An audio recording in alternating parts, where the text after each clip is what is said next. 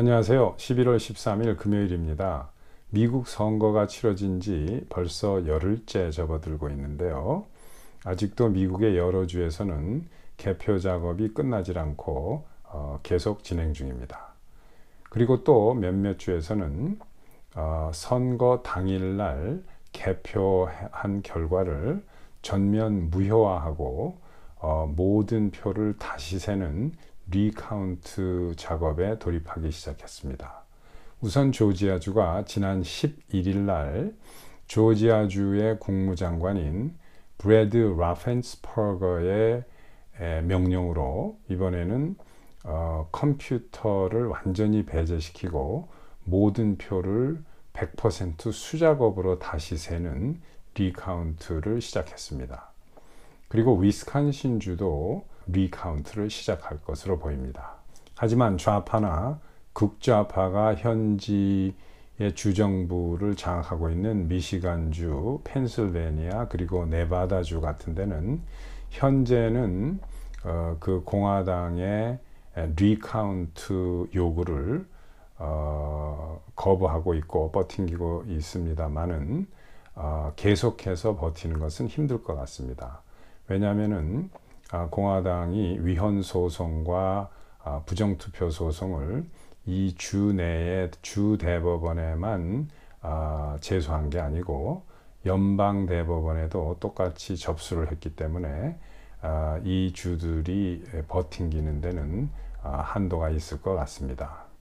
자, 그럼 이 시점에서 민주공화 양당이 서로 이의를 제기하지 않고 동의를 하는 표 숫자는 어떻게 되는지 한번 어제 날짜까지 12일까지 업데이트가 된 표 숫자를 한번 살펴보도록 하겠습니다. 우선 대선 그리고 상원의원 선거, 하원의원 선거 순으로 보시기로 하죠. 자, 우선 대선은 대통령에 당선되려면 선거인단 표를 270표를 획득하는 후보가 이제 대통령에 당선이 되는 건데, 현재 트럼프 대통령은 232표를 민주당이 이의를 제기하지 않고 동의하고 있는 표입니다. 그리고 조 바이든 후보는 현재 227표를 공화당 측에서 이의를 제기하지 않고 동의하는 바이든이 획득한 표입니다. 그리고 290표를 획득해서 대통령에 당선됐다라고 주장하는 그 민주당 측과 언론에서 발표한 것은 법적으로 전혀 의미가 없는 표입니다.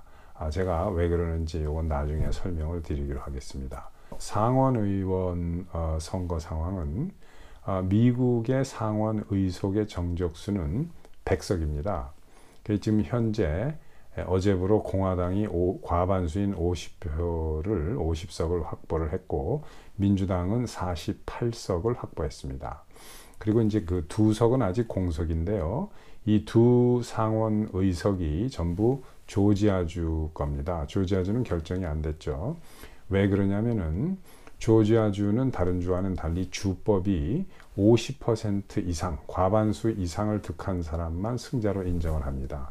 그래서 아무도 과반수 이상을 득하지 못하면 다수 득점자라고 해도 과반수 이상을 득할 때까지 선거가 계속되는 거죠. 그런데 이번에 이제 공화당에서 우세였습니다만은 47%, 49%밖에 못 받아서 선거가 무산이 된 거고, 가장 높은 점수 둘을 받은 후보가 다시 이제 그 선거를 하게 되는데, 이것은 이제 January runoff라고 합니다. 1월 달에 재선거를 치르기 때문에 January runoff라고 하죠. runoff라는 것은 조건이 맞지 않았다거나 어떤 컴플레인이 있다거나 해서 한 번 치른 선거를 다시 치르는 재선거를 runoff라고 합니다. 자, 그래서 1월 달에 이 조지아 runoff가 상당히 중요하죠. 왜 그러냐면 공화당이 현재 과반수의 의석을 가지고 있다고 해도 한 표가 더 있어야지 절대 다수가 넘어가게 되는 거죠. 51표가 되는 거죠. 그럼 50표만 갖는다면 50대 50으로서 아무것도 그 의사가 결정이 안 됩니다. 그래서 이 조지아주에서 두 의석을 다 공화당이 가져오거나 또는 그 최소한 한 석이라도 가져오는 게 이제 공화당의 목표죠.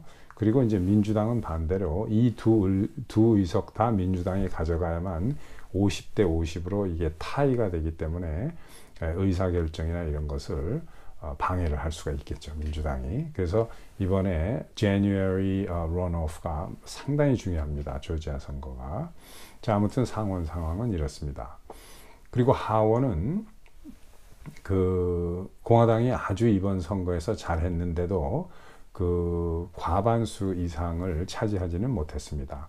저는 이번에 그 트럼프 대통령 인기가 워낙 높았기 때문에 하원이 그 공화당으로 다시 넘어올 가능성도 뭐 아주 많지는 않았지만 상당히 있다, 어느 정도 있다 이렇게 봤는데 제가 예상한 것과는 달리 공화당이 과반수를 넘지는 못했습니다. 하지만 상당히 선전을 했습니다. 왜냐하면 이번 선거 이전에 그 민주당은 그 국회의원, 하원의원 정족수는 435명인데요.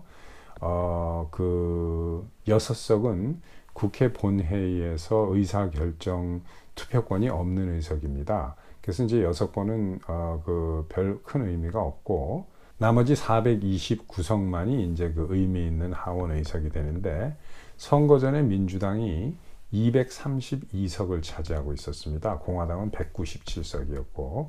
근데 이제 이번 선거가 아직도 개표가 안 끝난 선거구가 몇 개 있습니다. 하지만 어제까지 이제 확인되고 동의가 된 그 표수는 민주당이 그 218석을 지금 확보를 했고 공화당이 203석을 확보했습니다. 그러니까 공화당은 선거 전보다 6석을 찾아온 거고요. 민주당은 지금 현재까지는 약 한 14, 15석을 잃어버린 상태입니다. 물론 개표가 진행이 되니까 여기서 이제 각 민주당이든 공화당이든 몇 석씩 더 늘어날 수가 있습니다. 아무튼 민주당은 이제 이번에 하원 선거에서 완전히 참패를 한 거죠.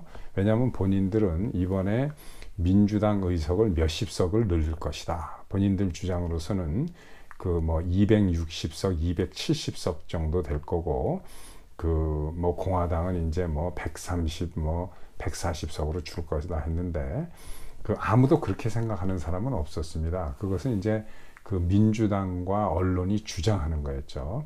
근데 선거 결과에서 보시다시피 현재 공화당이 의석수를 6개나 늘려서 203석이나 차지했습니다. 공화당은 참고로 선거 전에 197석 중에서 어느 한 석도 잃은 데가 없습니다. 그대로 다 유지를 했고 민주당 의석 6개를 지금 뺏어온 꼴이 된 거죠. 그리고 앞으로 더 늘어날 가능성도 있습니다. 개표가 진행 중이니까. 자, 지금 금방 그 업데이트 해드린 숫자가 민주, 공화 양당이 서로 이의를 제기하지 않고 동의하는 표입니다. 근데 여기서 이제 문제가 되는 게 대선인데요. 대선은 공화당 측에서는 227표, 민주당의 조 바이든이 227표까지 받은 것은 인정하겠다는 거죠. 그러나 290표라는 건 인정할 수 없다, 이러는 겁니다. 그리고 이제 민주당과 언론은 290표가 맞다, 그러니까 대통령이 당선된 거다라고 이렇게 주장을 하고 있고, 그러면 이게 서로 양쪽에서 엇갈리는 주장을 계속하게 되면 그럼 어떻게 되느냐? 이것은 한 3가지 정도의 시나리오로 요약해 볼 수 있습니다. 우선 첫째 시나리오는 트럼프 대통령이 요구한 대로 모든 주가 그 표를 그 리카운트를 하는 겁니다. 예. 재조사를 해서 그 재개표를 하는 거죠. 그래서 재개표 결과 트럼프 대통령이 이기든가 또는 지든가 이런 결과가 나오겠죠. 이게 이제 시나리오고, 제가 봤을 때는 정상적으로 재개표를 하면 트럼프 대통령이 이길 가능성이 상당히 많습니다. 그 펜실바니아하고 미시간은 거의 지금 증거들이 많이 나오고 이게 사기 선거이기 때문에, 하지만 뭐 그건 모르는 거죠. 끝까지 재개표를 해봐서 트럼프 대통령이 질 수 있는 가능성도 있는 겁니다. 그래서 아무튼 이게 이제 시나리오 1이고, 그리고 이제 시나리오 2는 좌파와 극좌파가 집권하고 있는 그 펜실바니아주, 미시간주는 끝까지 그 재검토, 재개표를 하지 않을 것을 버팅길 수 있습니다. 이러면 이제 연방까지 가서 사법적으로 그 판단이 나올 수 있겠죠. 이럴 가능성이 있습니다. 이런 경우에도 트럼프 대통령이 유리합니다. 왜냐하면은 지금 그 본인이 그 법적으로 그 잘못된 증언을 할 때는 그 어떠한 그 중범죄 형벌도 달게 받겠다라고 애피데이빗이라는 것을 쓴 사람들이 엄청나게 많이 나왔습니다. 그러면서 자기네들이 본 건 이제 이런 것들을 증언하겠다라고 나온 거죠. 그리고 이제 도미니언 소프트웨어가 그 캐나다 회사에서 만든 건데, 이게 이제 가서 그 전자 그 투표기인데, 트럼프 공화당을 찍으면은 민주당의 바이든 표로 간 거죠. 이게 이제 한 카운티에서만 6천 건이 발견이 됐는데, 이게 지금 30몇 개 카운티에서 사용했다는 겁니다. 그리고 미국의 한 10몇 개 주에서도 똑같은 소프트를 사용했다는 거예요. 그래서 이 문제가 이제 어떻게 전개될지 그 사법 처리 과정을 이제 잘 지켜봐야 되겠죠. 이게 이제 그래서 사기 선거로 판명이 난다거나 이렇게 되면 이제 문제가 더 커지겠죠. 그러면 이제 그 뭐 감옥 가는 사람들도 나올 그럴 가능성이 있습니다.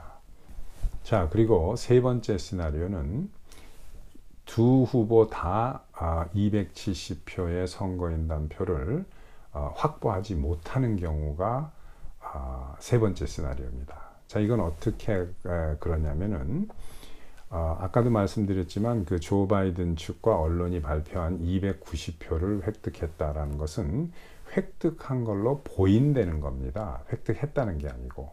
자, 선거인단표를 공식적으로 획득하려면 각 주에서 두 가지 절차를 마쳐야 됩니다.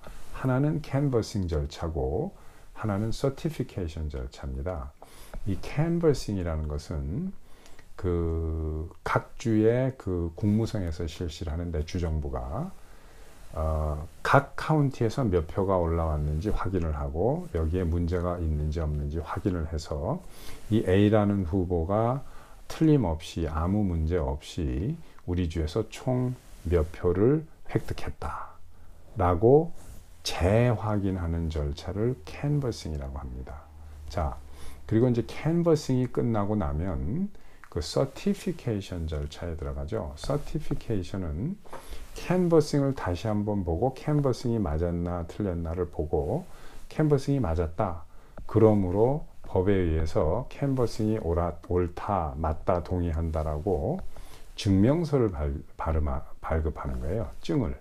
그래서 이 증에다가 도장을 찍고 봉인을 하는 겁니다. 그래서 이 도장 찍고 봉인된 증이 이게 선거인단 표입니다. 이게. 근데 이걸 누가 발행하느냐면은 주의회가 하는 거예요. 주의회가. 위스콘신, 미시간, 펜실베니아, 이 네바다 이렇게 이제 문제가 되는 주에서 좌파 정권이 주정부가 끝까지 주장을 합니다. 그래서 그 캔버싱을 해요. 그리고 서티피케이션을 요구를 합니다. 이때 서티피케이션의 마지막 권한을 가지고 있는 것은, 최종 권한을 가지고 있는 것은 주정부가 아니라 주의회입니다. 그런데 이 모든 주가, 주지사는 민주당 그 주지사지만 주의회는 상하원을 전부 다 공화당이 장악하고 있습니다. 그러니까 마지막에서 공화당이 서티피케이션 하는 것을 거부해 버리면 되는 거예요. 그래서 이 주에서 주정부의회가 서티피케이션을 거부를 하게 되면 서티피케이션이 발행이 안 되는 겁니다. 그러면 선거인단 표가 없는 거죠. 이런 상황이 오면 조 바이든 후보는 표를 227표밖에 서티피케이션을 못 받는 겁니다. 이렇게 되면 대통령이 될 수가 없는 거죠. 이 상황까지 갈 수도 있어요. 자, 이렇게 되면은 그 선거인단 투표가 무산돼 버립니다. 그리고 이 대통령 선출은 미국 헌법에 의해서 미국 국회로 넘어가야 됩니다. 미국 하원으로. 그럼 이제 하원에서는 그 투표를 통해서 대통령을 선출하게 돼 있는데요. 이때는 각 주가 한 표씩을 행사하게 돼 있습니다. 각 주가 한 표. 그래서 미국이 50개 주니까 26표 이상을 받는 그 후보가 대통령에 당선이 되는 겁니다. 그런데 그러면 각 주가 표를 어떻게 던지느냐? 각 주의 의회가 투표권을 가지고 있습니다. 그래서 민주당이 잡고 있는 그 의회는 민주당 후보에게 이제 한 표를 던지겠죠. 근데 공화당이 그 의회를 장악하고 있는 주는 트럼프에게 이제 한 표를 던지는 겁니다. 그런데 현재 이 선거 전에 공화당이 의회를 장악하고 있는 주가 28개 주고 민주당이 장악하고 있는 주가 22개였습니다. 근데 지난주 선거 이후로 판세가 공화당에게 더 유리하게 바뀌었습니다. 공화당이 지금 31개 주를 공화당이 컨트롤하게 됐고 민주당은 그나마 22개 주의 의회에서 3개를 잃어버려서 19개 주로 줄었습니다. 그러면은 내년에 선거를 하게 되면 의회가 31대 19로 트럼프 대통령이 이기는 거죠. 올해 선거를 해도 내년 국회가 시작하기 전에 올해 선거를 해도 28대 22로 트럼프 대통령이 선출되는 겁니다. 미디어가 어떻게 발표를 하고 선동을 하고 민주당에서 어떤 주장을 해도 미국의 헌법 절차는 아주 명백하고 깨끗하게 정리가 되어 있습니다. 이 절차를 따르지 않고는 대통령이 설춘될 수가 없습니다. 그러니까 트럼프 대통령이 끝까지 조 바이든의 승리를 인정하지 않고 가게 되면 트럼프 대통령에 당선이 되는 겁니다. 자, 이 민주당이 벌이고 있는 희대의 사기극이 어떻게 준비됐고 전개가 되면서 좌파에 장악당한 미국 언론이 어떻게 이 일을 협조하고 있는지, 그리고 그 연방제 하에서의 헌법의 취약점이 무엇이고, 또 워낙 땅이 크고 선거 후에 결과를 취합하는데 오래 시간이 걸리다 보니까 TV가 보편화된 1950년대부터 그 방송국의 통계내는 그 폴스터들과 디시전 메이킹 데스크에 미국 그 대선이 의전을 해오고, 그 사람들이 이제 네트워크가 전국에 깔려 있으니까 그래서 어떻게 보면 신사적이고 좀 아름다운 전통이다 라고까지 볼 수 있는 그 패자로 지목이 되는 사람이 깨끗하게 승복해온 그런 전통, 이거를 민주당에서 어떻게 악용을 하는 건지 제가 이런 내용을 요 전 비디오, 그러니까 15회, 14회에 자세히 올려놨습니다. 한 10분 정도밖에 안 되니까 한번 보시기를 바랍니다. 자, 오늘은 미국 선거가 치러진 지 열흘이 되는 시점에서 그동안 있었던 일들, 또 현재 진행되고 있는 일들을 업데이트를 한번 해봤습니다. 유익하셨다면 좋아요, 구독, 그리고 지인분들과 같이 공유 부탁드리겠습니다. 자, 그러면 또 찾아뵙겠습니다.